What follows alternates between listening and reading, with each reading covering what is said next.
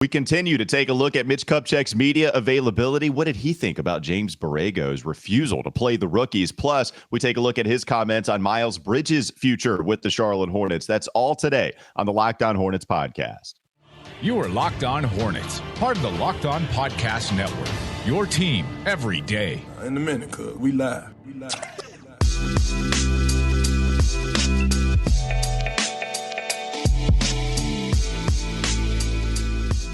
It's Locked On Hornets. We're part of the Locked On Podcast Network. It's your team every day. Hope everyone had a great weekend. Today's episode is brought to you by BetOnline. BetOnline has you covered this season with more props, odds, and lines than ever before.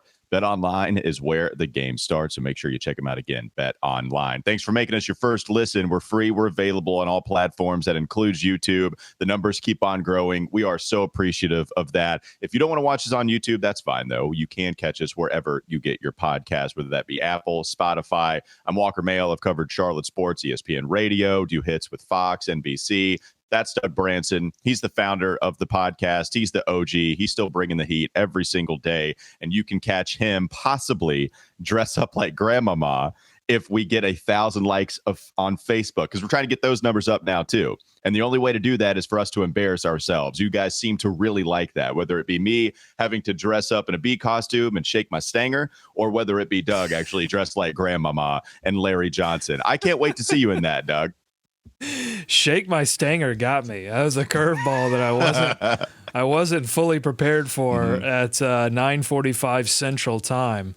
That was good. I like that. That's the best time to shake your stanger, man, especially to get the week off right. We got Mitch Kupchak audio to get to again. We got Miles Bridges audio to get to again, right? So much to break down with what Mitch Kupchak had to say, and we still don't know who the head coach is going to be for the Charlotte Hornets team. We don't even know who's going to be on the roster, and there are some pillars of the roster that we need to figure out exactly if they're going to be a part of the future. Would you say there are 4 pillars? No. Or are we done with 4 pillars? Not anymore. Nope. Gone. See ya. No more 4 pillars, Doug. That is the end. Look, James Borrego did some good things with this organization. An overall great guy to be around. I will not miss the 4 pillars, even if he backed off of it over the last couple of years. But really, it was when he was a rookie with the Charlotte Hornets team that he was trying to instill a culture that might have been missing, even if I don't think that was really the problem from Steve Clifford. It was more so the problem of the organization just not winning games consistently enough. That's the culture that they were trying to get out of. And kudos to James Borrego for building something that they now have a next step to take, right? Laid a foundation, had some player development, and now it's time to take that next step. We'll figure out what coach needs to do that. These rookies will also need to take a next step because the foundation is somewhat unknown for them, Doug. And Mitch Kupchak had some interesting comments. When you take a look at James Bouknight, who we already did his player capsule, had the really good game against Sacramento, had a couple of other flashes and moments, but overall didn't play a whole lot this year. In fact, played the least amount of anybody, I believe, in the top 18 picks. Then you go to Kai Jones, who was 19, and he played less than everybody in the top 19, 20 picks. Hornets rookies didn't play at all this year, and I thought at least you'd get some from James Bouknight. What did Mitch Kupchak have to say about that and his media availability? Here's that sound from the Hornets GM. Nobody really knows that much about the 3 players we drafted last year, and I remain very high on them. I was hopeful that they would play a little bit more than they did. Coach's decision. I always let the coach, decide who plays and who does not play. And, this was not, quote unquote, a development year. This was a year that when we started the season, we had, a goal of making the playoffs.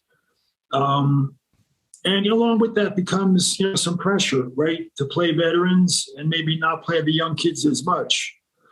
And maybe I shouldn't have said that in the beginning of the year, right? But I didn't think not saying it would mean much either, because I think it was just implied that, we made enough progress to contend for the playoffs. But that does put pressure, on a coaching staff. So I actually think there's some interesting undertones with this soundbite, even just outright content in what Mitch Kupchak had to say. So I'm going to leave it to you. I'm going to let you make sure that I would love to see some hot takes. What are you feeling, Doug? What are you feeling from this Mitch Kupchak audio? I don't know if I have hot takes. I do I do have a little bit of a problem with what Mitch Kupchak is saying here because, and I feel it gives me a little bit of sympathy for James Borrego and the situation that he was put in at the beginning of the season. If as Mitch Kupchak admits, he put a little bit too much pressure and got a little bit ahead of himself in terms of the expectations of this team and the roster's ability to meet those expectations, then I feel a little bit bad for James Borrego. This is oftentimes, I think a lot of people can sympathize with this when your boss comes to your desk and says, hey, can I get this project that you're working on? I really want it to be high quality. Okay, high quality for sure. But can you get it to me tomorrow?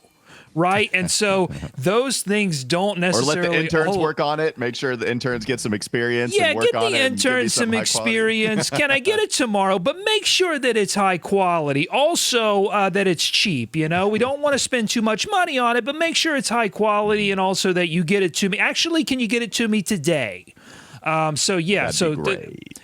be awesome. So we've all had, I think, that experience at some point. If you've worked long enough, you get that kind of miscommunication or expectations that don't jive. So that's why I have a problem with him, especially critiquing now that James Borrego's gone. It seems a little bit like kicking the guy, when he can't really defend himself. So I didn't get that take necessarily. I get what you're saying, though. I would say that he was asked about the rookies, right? So I don't think Mitch Kupchak was asked in season about the lack of playing time for the rookies. Maybe he would have given us his thoughts on that while the season was going on. I do think he was kind of right, though. And maybe the anger or maybe the frustration comes more so from Mitch Kupchak putting these expectations at the beginning of the season, which he would walk back midseason in that conversation he had with Sam Farber. That's the whole where the bump comes in, where he's feeling but froggy.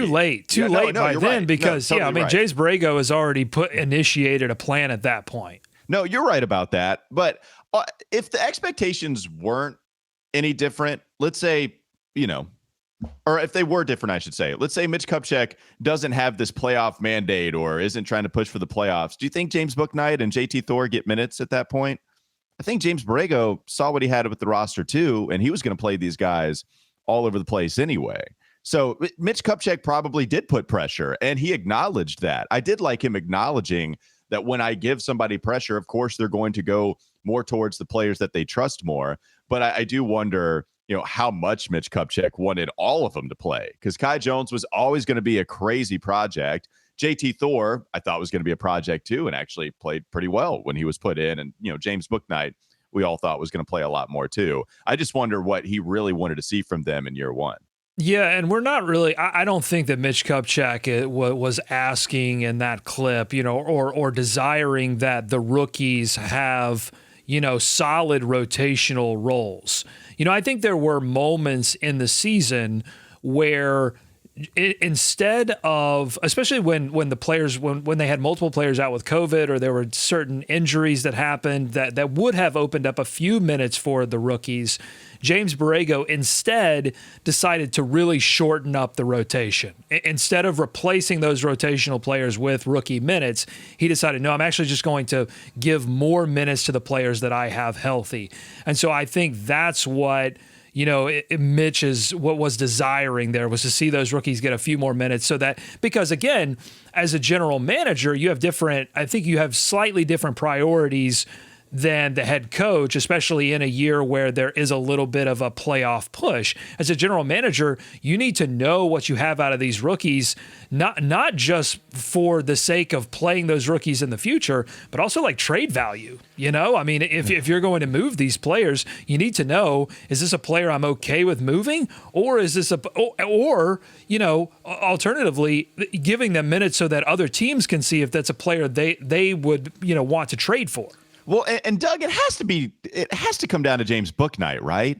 I mean, Kai Jones and even JT Thor, expectations for your 37th overall pick could not have been to play him and give him a solid rotational spot. I know the whole mantra in which you breathe in is the more Thor movement. I totally get that. But that wasn't that was not put together at the beginning of the season. So it all has to come down to James Bouknight. I go back to the moment when James Borrego said, Terry Rozier is our backup point guard. and we didn't have one at that point. When they didn't, that Ish Smith was gone, goes to Washington. They get Montrezl Harrell as center depth, and then they didn't have a backup point guard. So then they go out and they get Isaiah Thomas, who turned out to be very good, better than expected. But Isaiah Thomas, to me, filled a spot where James Bouknight could have come in. And before everybody gets mad and says James Bouknight's not a point guard, yeah, you're right, but he's kind of that combo guard. And if you had LaMelo Ball and Terry Rozier and even a Cody Martin who could come in and handle the basketball a little as well, was that the time to experiment with James Bouknight, having one of those other established players out there at all times when Bouknight was getting on the floor to see what you had in your first round pick, other than going to the G League and then signing a midseason veteran contract where you don't know if this guy's going to be on the team long term? I thought that was the time to go ahead and see if James Bouknight was ready for this, and was he ready for it right now? I know they were undergoing a playoff push. At the same time, if you wanted to see Bouknight play more, then that's something you could have done and not played Isaiah. But James Borrego wanted somebody different. Like he told us, Terry Rozier is our backup point guard, which isn't good. Terry Rozier is more the combo and probably leans more towards two, given his skill set. I don't know, man. Just that was the time midseason. I thought you could have seen something, and eventually it didn't happen. Yeah, but again, I lay some of that I lay a lot of that at the feet of Mitch Kupchak, because if you wanted to see the rookies play more, then a good idea would have been to provide this team with an NBA playoff level big rotation that would allow a little bit more flexibility to James Borrego to play some guards. A guard like James Bouknight, who is not defensively ready to compete in the NBA. You get a little bit more flexibility if you have some backline defense, and also, any playoff experience or veteran leadership would have been nice too to add to this roster over the years.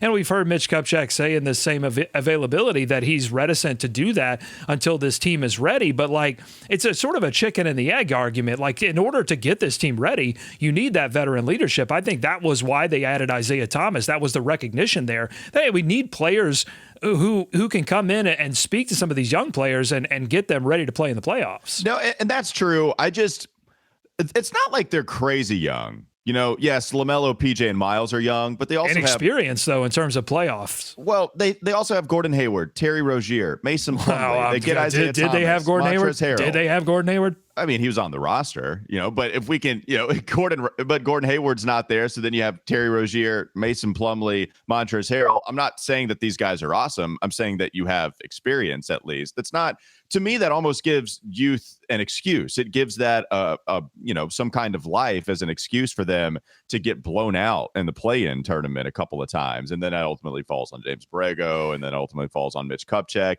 But to me, just the James Bouknight aspect is the most interesting part of that. That's what Mitch wanted to see, I guess, more so. Well, and just to sort of zoom out a little bit, there was clearly a miscommunication that happened at the beginning of the season between James Borrego and Mitch Kupchak. And I think also this exposes the tension that occurred when this team was looking to move past development and into contention. And I think that's really, when it all comes down to it, why Borrego's not the head coach anymore, is because that tension they didn't feel like they could overcome and really feel comfortable with James Borrego leading this team into contention as opposed to player development, which he was hired initially to do. That evolution just didn't happen. I'm just making an argument that some of that certainly falls on James Borrego, but I think some of it has to fall on Mitch Kupchak as well. And I'll say this, that they need to make sure that the next head coach that they hire is on the same page with Mitch Kupchak going into this next season. Yeah, and maybe even fully on the same page, because I think as time went on, maybe this past year was the biggest gap that you had as far as the separation goes between the two parties, James Borrego and Mitch Kupchak. I think you're completely right about that. All right, we'll talk a little more about Mitch Kupchak's media availability coming up next on the Locked On Hornets podcast. What did he have to say about Miles Bridges? Miles Bridges is a restricted free agent.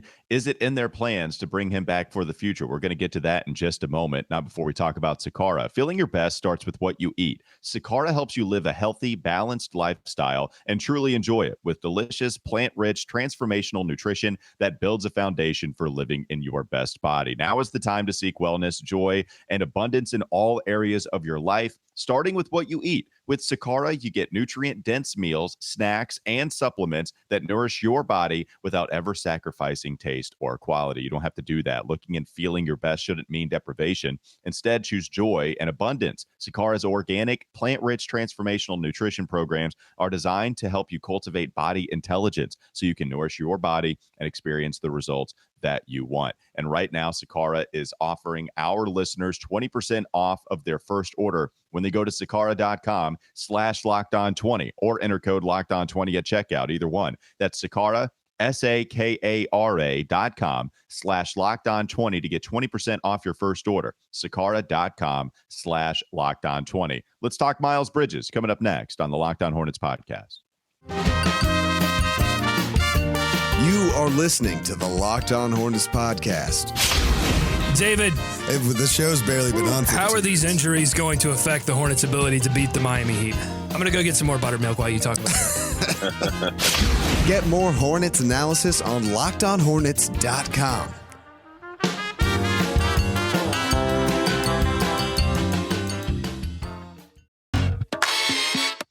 One of the more important questions to ask Mitch Kupchak going into his media availability was what the plan was for Charlotte regarding Miles Bridges. There was a lot of important things to get to. That certainly was one of them. Here's somebody that for a large part of this season was at least in the conversation to have won Most Improved Player of the Year. Eventually, Darius Garland, a couple of other guys would pass him, John Morant, MVP type year.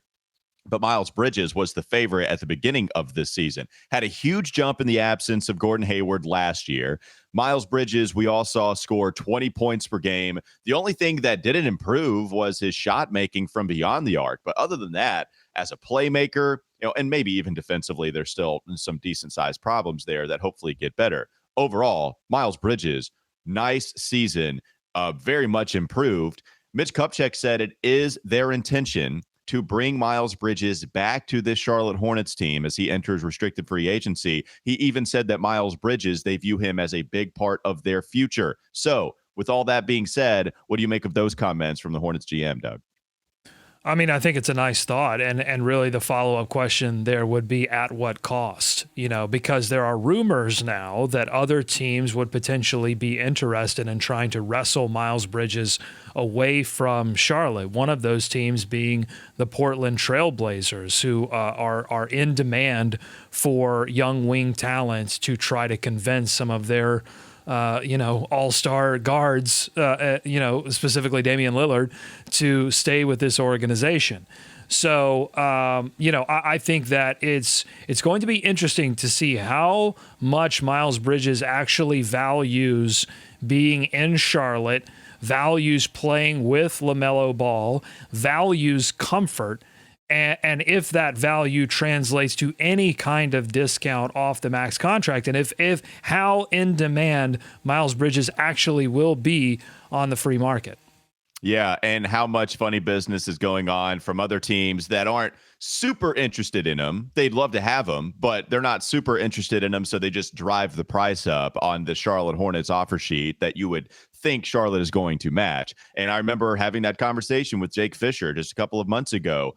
What are the chances you see Miles Bridges in a different uniform other than a Charlotte Hornets one this next season? He said, I can't imagine that happening at all. I mean, Charlotte is going to match. There might be a team that does. I think it happened with Allen Crabbe, if I'm not mistaken. I think maybe Brooklyn tried to drive up the price on Portland, but then Brooklyn eventually just took in an Allen Crabbe, and they did. So there are a couple of these players that we've seen that type of thing happen before.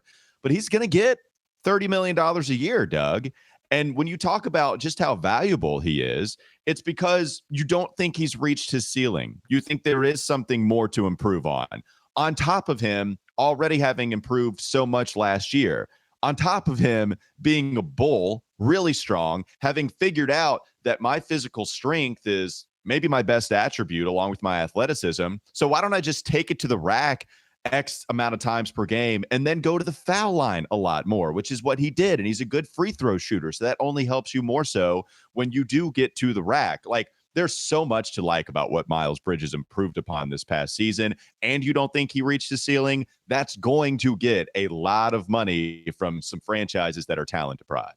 I mean, honestly, Walker, even if he has reached the ceiling, like there just aren't many 28-4, young wings out there. So like that, I mean, just what he was last season, if you say, all right, he makes a somewhat moderate jump in his ability to defend opposing wings next season, then that right there is valuable. If it doesn't come with any more scoring or any more efficiency from the 3-point line, that is still very valuable in this league. And I think oftentimes as fans, when you draft a player and then you spend 4 years with that player, you've seen, it's like, I mean, I sort of, now I can make the kid analogy because I have a kid, and you watch the kid grow, and you don't really notice the changes until occasionally you look at your phone and you scroll through photos, but it happens it just sort of trickles over time. And then all of a sudden you're like, oh, they're crawling or they're walking or they look way different than they looked when they were born. And so I think that can happen as fans. We sort of get in this malaise about a player and say, well, but no, like his stats are really good. And, I think the Hornets would be wise to keep a player like that, because it's very difficult for this franchise to go out and find that in free agency. And I wonder if even if he's going to be valuable to a ton of different franchises out there, if even all that being said, he's still more valuable in Charlotte because of his ability to play alongside LaMelo. Yeah. Now, because of his ability to play alongside PJ and those lineups just being awesome. PJ and Miles, not only is it not redundant, not only is it some similar thing that you can't play them on the court, it's actually a really good lineup when those two share the court together. And we'll see about PJ. That's a separate issue, right? But as far as bringing Miles Bridges back, you would argue, especially, Doug, with a team that has not drafted well. Just over the last 4 years, they've drafted well. But before that, right, historically speaking, this is not a team. I got some stuff on that, by the way. I got some stuff in the third segment on the draft issues that they've had. Yeah, we'll get to that in just a moment, especially when it comes to the defensive side, as Mitch Kupchak might say, the defensive end of the court. But yeah, I mean, Miles Bridges is valuable to a lot of teams. I would argue Miles Bridges is more valuable to the Charlotte Hornets. Well, and his ascension couldn't have come at a better time because they have this massive problem with Gordon Hayward. Can they move him? Could he be an asset? But now that PJ Washington fits so well next to Miles Bridges, it makes that problem a little bit easier to solve, because this team doesn't need, if Miles is going to continue to play this way and even better, then they don't need Gordon Hayward.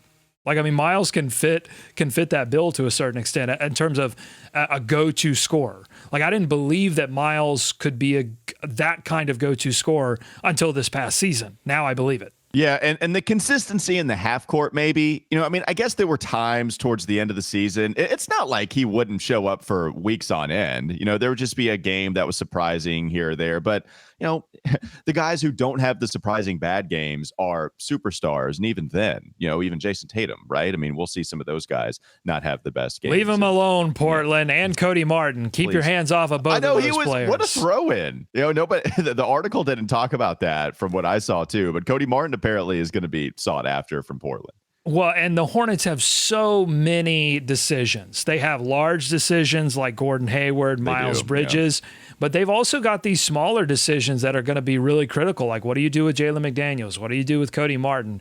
There are a lot of decisions that this front office has to make. That's why I've said all late season and into this early offseason, this is going to be the most critical offseason in Charlotte Hornets history. This team could look really different. Surprisingly different. Yeah.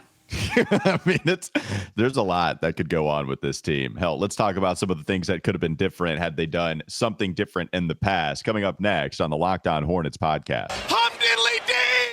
We're going to take a look at the all defensive teams in the NBA and if the Charlotte Hornets had a chance to grab them in past NBA draft classes. Not before we talk about BetOnline. Our partners at BetOnline continue to be the number one source for all your betting needs and sports info. Find all the latest odds, news, and sports developments, including this year's basketball playoffs, Major League Baseball scores, fights, even next season's NFL futures bets. BetOnline is your continued source for all your sport wagering information, from live betting to playoffs, esports, and more. Head to the website today or use your mobile device to learn more about the trends and the action. BetOnline, where the game starts. Let's take a look at past Hornets draft classes coming up next on the Locked On Hornets podcast. This is Locked On Hornets. And would I have liked a few more shards? Shards? No, I would not have. Only on the Locked On Podcast Network. Your team every day.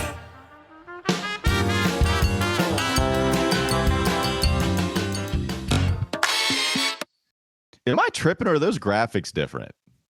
Just like tweaked? Yes, the graphics are different. I put the @ Locked On Hornets. Okay. You can follow us on Facebook. If we get to 1,000 likes, I dress like Grandmama. You can follow us on Twitter @ Locked On Hornets. On Instagram, we're posting on there now. So All right, check us out.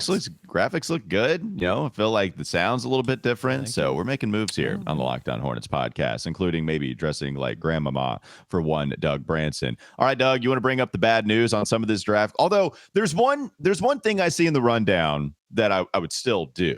And I don't know if you would or not, but we'll get to that. What are some of the draft classes you want to talk about for the Hornets? Well, really, I wanted to start this discussion around the NBA all-defensive teams that were announced. First team is Giannis Antetokounmpo, Mikel Bridges out of Phoenix, Rudy Gobert, Utah, Jaren Jackson Jr., Memphis, Marcus Smart, Boston. Second team all-defense, Bam Adebayo, Draymond Green, Drew Holiday, Matisse Thybulle, and Robert Williams III.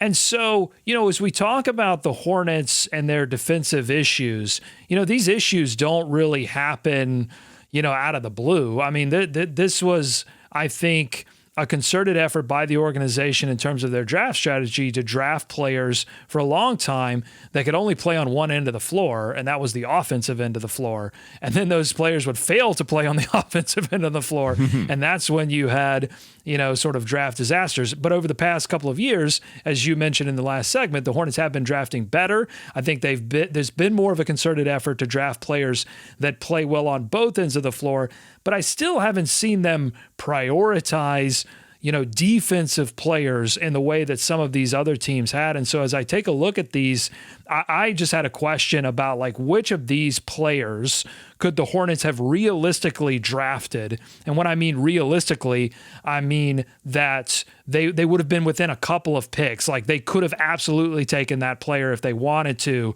It wasn't like, a player got drafted in the second round or something, and so they could have used their first round pick. I'm not talking about that. I'm talking about they were in striking distance and they didn't get it. And I came up with two players. Bam Adebayo in 2017 went 3 spots behind Malik Monk. They, of course, also passed on Devin Booker and Donovan Mitchell. And then Matisse Thybulle, this is a little bit of a stretch, but he went 8 spots behind PJ Washington. And, of course, they also passed on Tyler Hero, the sixth man of the year for Miami. There's a trend here that Miami is out drafting the Charlotte Hornets. Well, in the Matisse Thybulle thing, I mean, that guy doesn't get any playoff minutes because he's inept offensively. Like, he can't shoot. PJ's still clearly the best selection there. I mean, Bam Adebayo, that one hurts. If you would have had Bam Adebayo, we're not talking about the center position being such a disaster. Defensively, we're talking about, having an all defensive perennial guy. So that one hurts. But if you have Donovan Mitchell, you're probably also possibly even talking about Steve Clifford still being the head coach of this basketball team. It's the guy he wanted, man. It's what he wanted more than anything. So yeah, PJ still the right choice. And now at least he's grown up a lot defensively, Yeah. And Matisse, again, we'll see if the offense can ever come around for him because defensively he is special. That's how you get an all defensive team spot when you only play like 25 minutes a game, and in the playoffs it goes down to 15, like so. But yeah, and I know you wanted to take a look at the second round for some of these drafts too, and some of the guys we just missed out on.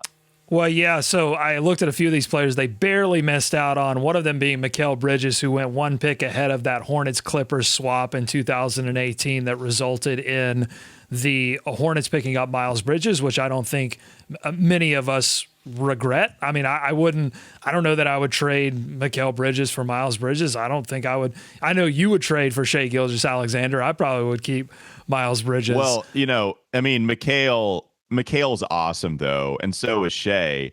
It's funny how good that 3-pick, player in a row. They're awesome. Mikel, he might get an all-star spot at some point and probably needs to do a little more offensively, but still incredible. And yeah, they did just miss out on him. And then SGA is a good defensive player too. He's not elite like Mikel. Mikel's elite, but SGA is pretty good too. And eventually they get Miles Bridges, who really has closed the gap. And really, this discussion is not about they should have done this or they should have done that. Yeah. It's really about, I'm just taking you through how the Hornets haven't prioritized those players with elite defensive skills. And I have a theory about that I'll propose in just a moment. Well, one other player they barely missed out on was Marcus Smart in 2014, went 6th overall, 3 spots ahead of the 9 pick, where the Hornets unfortunately selected Noah Vonleh in that 2014 draft. But what I really want to do is visit. That wasn't even, of course, they couldn't have drafted Smart. He went a couple of picks ahead. And there's not really, like, as I look, Noah Vonleh, Elfrid Payton went after that, Doug McDermott, Dario Saric, Zach LaVine was a miss for sure. TJ Warren, Adrian Payne, Nurkic. So, not a ton there that I would say, it's just so missed out defensively. But if you look at the end of that draft, if you remember, the Hornets made a swap with the Heat they swapped the Hornets had the 24th pick. They traded back to the 26th pick to pick PJ Hairston. They gave up Shabazz Napier. But in between Napier and PJ Hairston, do you remember? No, I don't know. Clint Capella. Oh, wow. So again, it's these interesting points where they could have had Capella. That probably solves a lot of the issues that they have today. And then one pick after PJ Hairston was Bogdan Bogdanovic, which does nothing for you defensively, but certainly has had a better career in that he's had a career, and PJ Hairston has not. Yeah, I think when Mitch Kupchak, though, that draft that we talked about with Miles Bridges, so it goes Mikel, SGA, and then Miles Bridges, which was a really nice 3 players in a row that were drafted. Mitch Kupchak did talk about this positionless brand of basketball, getting those guys that could, stretch across the floor. And then you go to a second round where he gets Cody Martin. Cody Martin was the conference's defensive player of the year, and he was drafted a lot higher where people thought he'd be undrafted. It's like they kind of go to the second round and then maybe start to take some of those players. Jalen McDaniels, good defensive player, long, right, can switch across the board.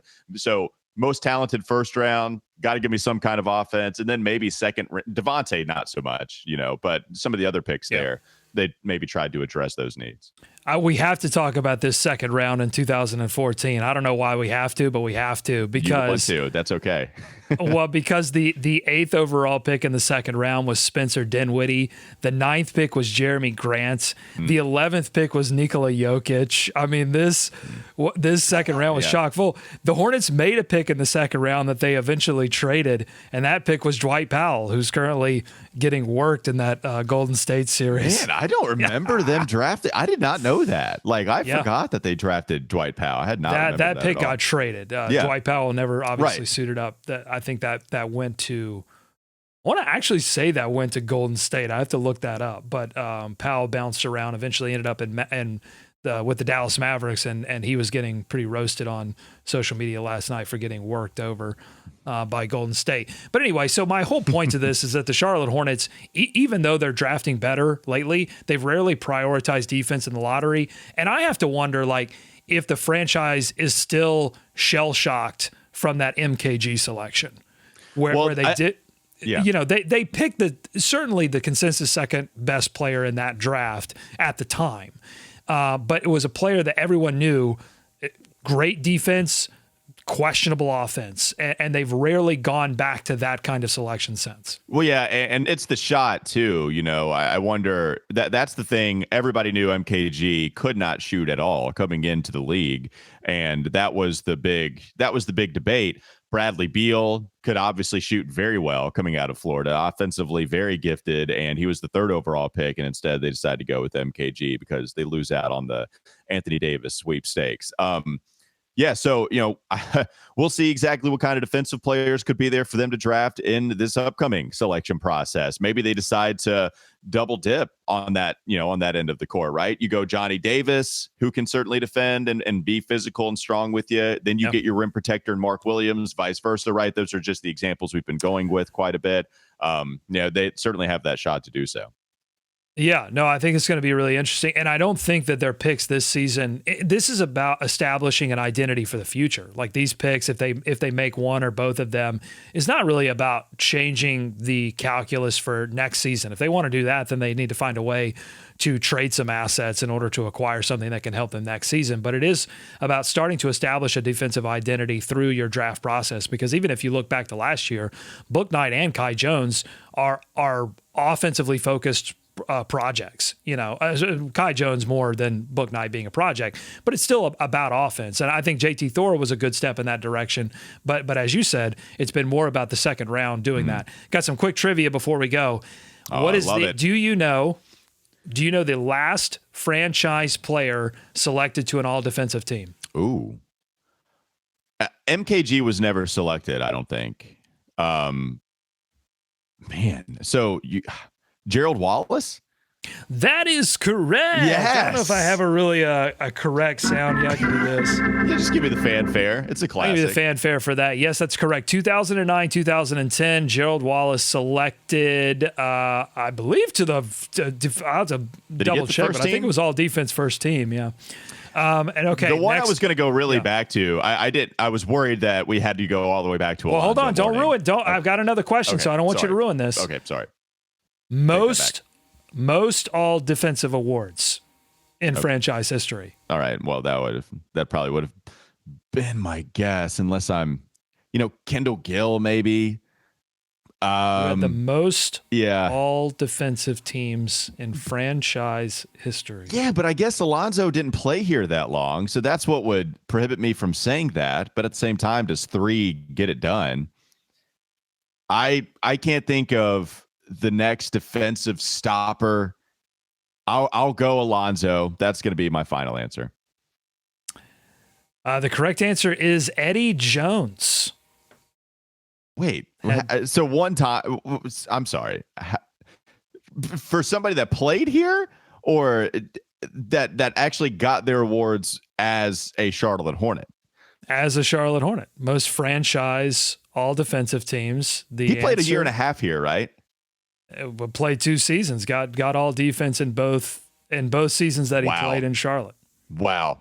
I mean, I would have thought of Eddie Jones and said there's no way it could be him because he played here so little, and then I would have moved on. I would have guessed 1 million players before. What and the problem and I like your thinking on Alonzo. The problem is that Alonzo, I think they picked this. Well, like Dikembe in that era too. Like they're, yeah. So I'm gonna just quickly read you some of the bigs in the all defensive team during that era. So in 91, 92, you've got second team Patrick Ewing, first team Dennis Rodman, David Robinson, and again David Robinson second team the next year Hakeem Olajuwon. Yeah, you're right. That's tough. So I mean, it's not that Alonzo was great. He was great at blocking shots, but there were just players that were eclipsing him. But yeah, Eddie Jones. In fact, it's interesting. I think the page that you look at on NBA.com actually has Eddie Jones is getting the award 3 times as a Charlotte Hornet, but I'm pretty sure that it has it wrong, that he got it, that in 97, 98, he was a member of the Lakers. He got it second team that year. 98, 99 is the trade year, and that's when he got it for second team. And then 99, 2000, Eddie Jones got it again as a full member of the Charlotte Hornets. When the question circulates on Twitter, which player would have been 10 times better in this era of basketball. I always think the Charlotte Hornets have two great answers in Glenn Rice, who would have, when he shot that stat line for Glenn Rice with the Charlotte Hornets, it absolutely, my brain explodes looking at it and then imagining what that could have been in this era. The guy was as good a shooter as anybody at that time. And then Eddie Jones is one too for the 3-and-D, steals champ, I think, 1 year, shot like 37% maybe from three throughout his career, the one-time All-Star here in a Hornets uniform. Those are the two guys I think are like great answers for that question. Real quick, want to take us, there are only two other players that have won all defensive honors for the Charlotte Hornets franchise, or for the Charlotte franchise. You want to take a guess at the other two names? Kendall Gill. I'll just, Kendall Gill, no. Okay. No. So there's two other guys that have received those honors. Was Muggsy like considered enough to make? Yeah. Okay. Nope. Thank you for just destroying that immediately. Well, I'm just trying to move as quickly here. I don't know. Go ahead. I would have to take some time. Anthony Mason and PJ Brown. PJ Brown picked up a second team honor in 2000, 2001. It's interesting. Those teams that were really good for the Charlotte Hornets that had a shot at getting to an Eastern Conference Finals, it's easy to forget this. They were built on defense. They weren't great offensive teams, despite Baron Davis, loved his offense, loved his dunking ability. Those teams were just gritty defensive teams, but they were team defensive teams. They weren't full of like amazing shot blockers or crazy steal players. It was just guys that could lock it down and keep you away from the basket. And PJ Brown was definitely one of those guys. 2000, 2001. There you go. That's trivia on the all defensive honors. Not a lot of Hornets in history have gotten that honor, so hopefully they can turn that trend around coming up in the next few years. Yeah, Anthony Mason is one maybe I could have gotten, but PJ I would have forgot all about, even though I do remember him as that defensive player. But either way, there's some good Hornets nostalgia for us to end on today. Locked On Hornets, thanks for making us your first listen. Now make your second listen Locked On NBA. From the first jump ball of the play-in tournament to the last possession of the finals, Locked On experts take you deep inside the playoffs with insight and analysis affecting all 30 teams. Thanks again for joining us. Hope you have a great rest of your day, and we'll be back with you tomorrow.